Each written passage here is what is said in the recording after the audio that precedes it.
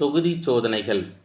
இந்த தொகுதி சோதனை பெரும்பாலும் எங்கே பயன்படுத்தப்பட்டது ஆரம்ப காலகட்டத்தில் அப்படின்னா, இப்போ உலகம் முழுக்க தொகுதி சோதனைகள் பின்பற்றப்படுது.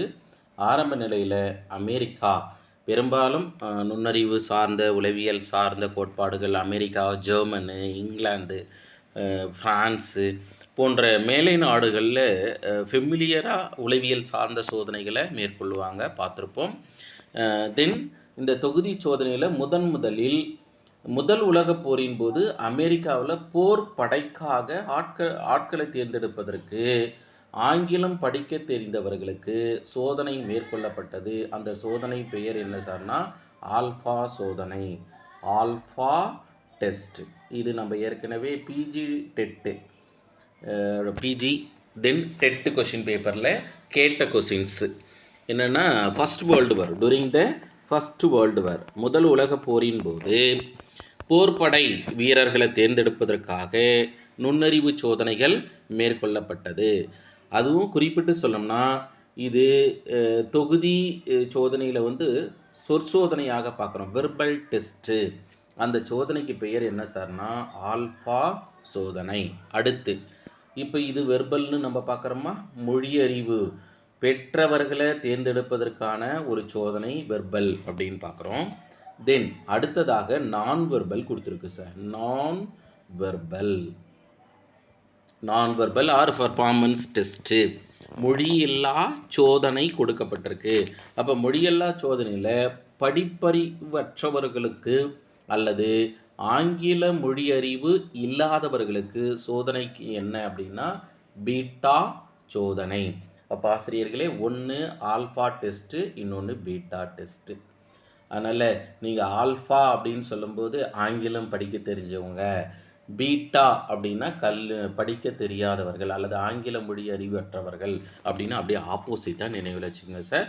இது ஏற்கனவே பிஜிடிஆர்பி டெட் எக்ஸாமில் கம்பல்சரி கேட்கக்கூடிய ஒரு வினாக்களாக நம்ம பார்க்குறோம். அதனால தான் கீழே நம்ம என்ன பண்ணியிருக்கோம்னாக்கா, இன்னும் கிளியராக அண்டர்ஸ்டாண்டிங்காக கீழே நம்ம கொடுத்துருக்கோம். அந்த தொகுதி சோதனையில் இராணுவ வீரர்களுக்கான தொகுதி சோதனையில் மொழியறிவு பெற்றவர்களுக்கு இராணுவ வீரர்களுக்காக செய்யப்பட்ட சோதனையை ஆல்ஃபா சோதனை, ஆர்மி ஆல்ஃபா டெஸ்ட்டு அப்படின்னும், இது வெர்பல் மொழி சோதனை என்று நாம் அழைக்கிறோம். அதனால் இதை மொழி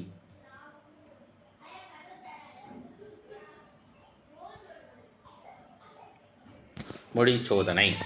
அப்போ இந்த மொழி சோதனையில் ஆர்மி ஆல்ஃபா டெஸ்ட்டு, அடுத்ததாக இராணுவ வீரர்களுக்கான பீட்டா டெஸ்ட்டு மேற்கொள்ளப்பட்டது. டெர்மன் குரூப் டெஸ்ட்டு, அதுக்கடுத்து சுய நிர்வாக சோதனை, அவுட் செல்ஃப் அட்மினிஸ்ட்ரேட்டிவ் டெஸ்ட்டு மேற்கொள்ளப்பட்டது அப்படின்னு நம்ம பார்க்குறோம்.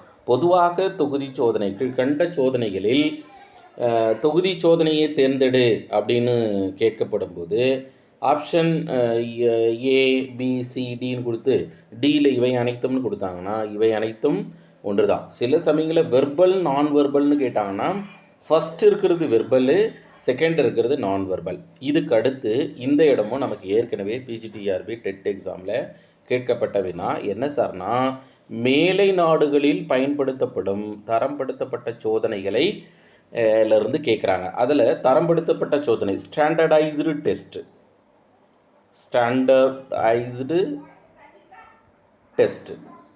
அப்போ ஸ்டாண்டர்டைஸ்டு டெஸ்ட்டு அப்படின்றது தரம்படுத்தப்பட்ட சோதனை.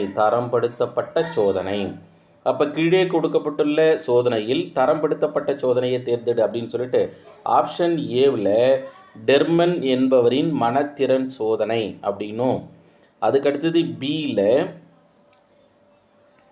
பியில் எடுத்துக்கிட்டிங்கனாக்கா PSI அப்படின்னும், சியில் CAI அப்படின்னும், தென் டியில் PLM அப்படின்னும் கொடுக்கலாம்.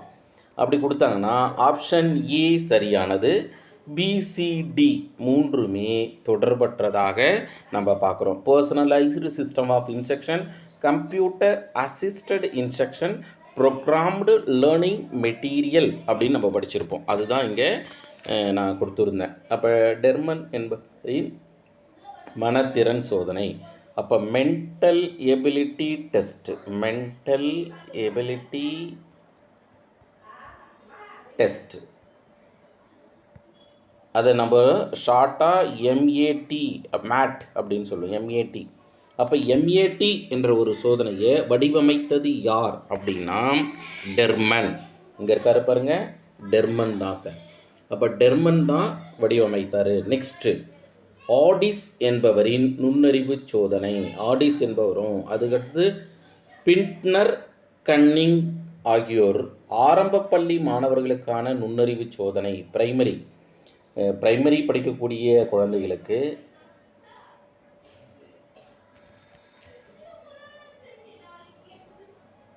நம்ம எஜுகேஷன் சிஸ்டத்தில் ப்ரீ பிரைமரி அப்படின்னு கேள்விப்பட்டிருப்போம். அதுக்கடுத்தது பிரைமரி. இந்த ப்ரீயை எடுத்துட்டோம்னா பிரைமரி. அப்போ பிரைமரி ஸ்டூடெண்ட் பிரைமரி செக்ஷனில் இருக்கக்கூடிய குழந்தைகளுக்கு ஆடிஸ் என்பவரினுடைய சோதனை மேற்கொள்ளப்பட்டதாக நம்ம பார்க்குறோம். அதுக்கு அடுத்ததாக பின்ட்னர், கன்னிங்காம் ஆகியோரின் ஆரம்ப பள்ளி மாணவர்களுக்கான நுண்ணறிவு சோதனை. அடுத்ததாக குல்மன், ஆண்டர்சன் ஆகியோரினுடைய தொகுதி சோதனை. குரூப் டெஸ்ட் வெர்பலில் தென் தொகுதி சோதனையில் மொழியில்லா சோதனை அப்படின்னு பார்க்கும்போது எதெல்லாம் நம்ம மொழியில்லா சோதனை அப்படின்னு பார்க்குறோன்னா, ஒன்று சிகாகோ அண்ட் நான் வெர்பல் டெஸ்ட், மொழியில்லா சோதனையாக 12 வயது முதல் 13 வயது வரை இருக்கக்கூடிய குழந்தைகளுக்கு செய்யப்படக்கூடிய சோதனை. அதுக்கடுத்து ரேவன் என்பவருடைய சோதனை. அதுக்கடுத்து பீட்டர்சன் என்பவருடைய சோதனையாக பார்க்கப்படுகிறது.